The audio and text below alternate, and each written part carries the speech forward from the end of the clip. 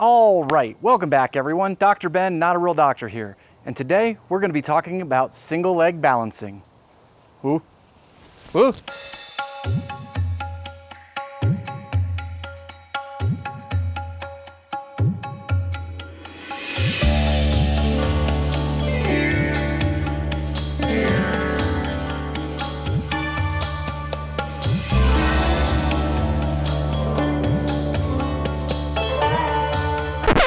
Wait a minute, wait. That's not the kind of single leg balancing I'm talking about. I'm not talking fancy poses, yoga, anything like that. I'm talking about the practical, real reasons why you should work on single leg balancing. Come on, let's have a chat.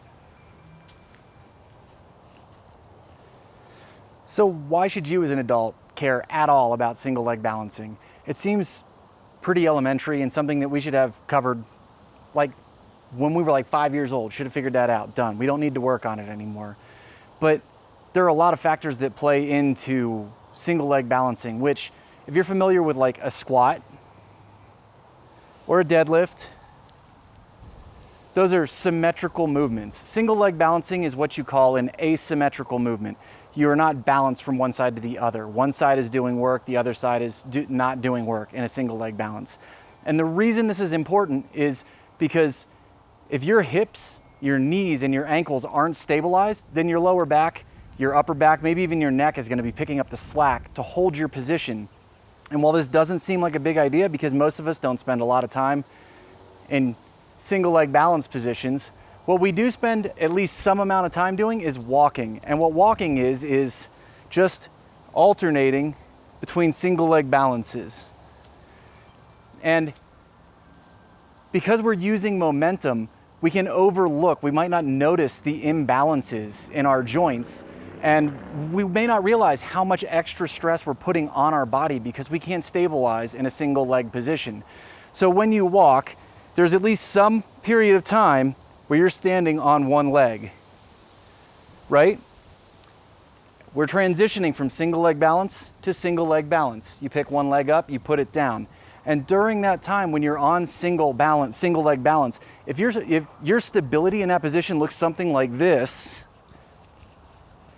then you're putting an incredible amount of extra stress on your body and especially your joints. If those muscles can't lock down in that position and maintain that stability as you transition through the movement, you're working a lot harder and you're breaking down your body. It's really important to have that single leg stability if you want to learn more complex techniques. It's also really important if you want to keep from having ankle sprains, if you want to keep from having knee replacements, if you want to keep from having hip replacements. If you want to eliminate low back pain, you need to have good lower body stability. You need to have good single leg balance. And the best way to get started is just practice standing on one foot. That's it. Now I recommend you do this barefoot. There are 33 joints in your foot and something like 20 to 25% of the muscles in the human body are in the lower leg and foot. If you're wearing really structured shoes, those muscles are going to be extremely atrophied. You'll have limited sensation in the feet and those muscles will not know how to stabilize your joints. If your feet are weak, basically your entire body is weak. So when you're practicing single leg balancing, I highly recommend kick off the shoes and go barefoot. Something else that can really help, you may see I'm wearing them right here. I've got some toe spacers on. That's gonna help spread your toes and allow you to use your toes in a way that helps you stabilize your lower body. Your feet are little claws that help make minor adjustments in your lower body to keep your position. And as I showed in the intro, I use a balance beam. That's a little bit higher level. That's from the Foot Collective. It's around, I don't know, it looks probably about 1.5 to 2 inches in diameter. And that's a little bit more challenging platform to balance on, so you can get a little bit more work.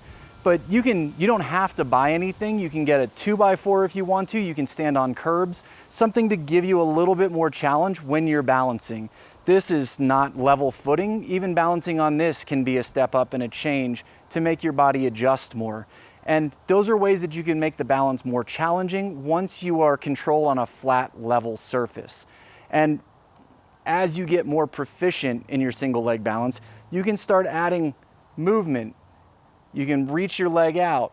You can change your body position and force your body to adjust, always slow and controlled.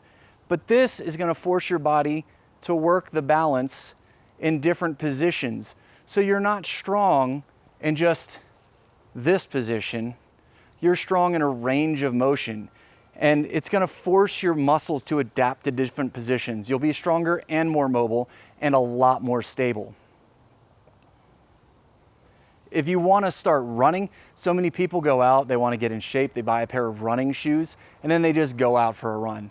If you do not have a good single leg balance, especially in this position here, being able to absorb the shock of running, then you are going to have knee, hip, and lower back problems. You need to lay the groundwork before you jump into more advanced movements. Running shouldn't be an advanced movement, but because so much of us spend so much time sitting, running has become an advanced movement that you have to prepare your body for. Anyway, that's my talk on single leg balancing. I'll put some stuff out here in the near future on some workouts you can do to improve your single leg balancing. But for now, I just want to cover why you need to practice single leg balancing. If you liked the video, let me know what you thought. If you have your own favorite little workout down, share in the comments down below. Smash the thumbs up. If you know somebody who could benefit from the video, share the video with them. And if you haven't already subscribed, please consider subscribing. Until next time, keep your life in motion.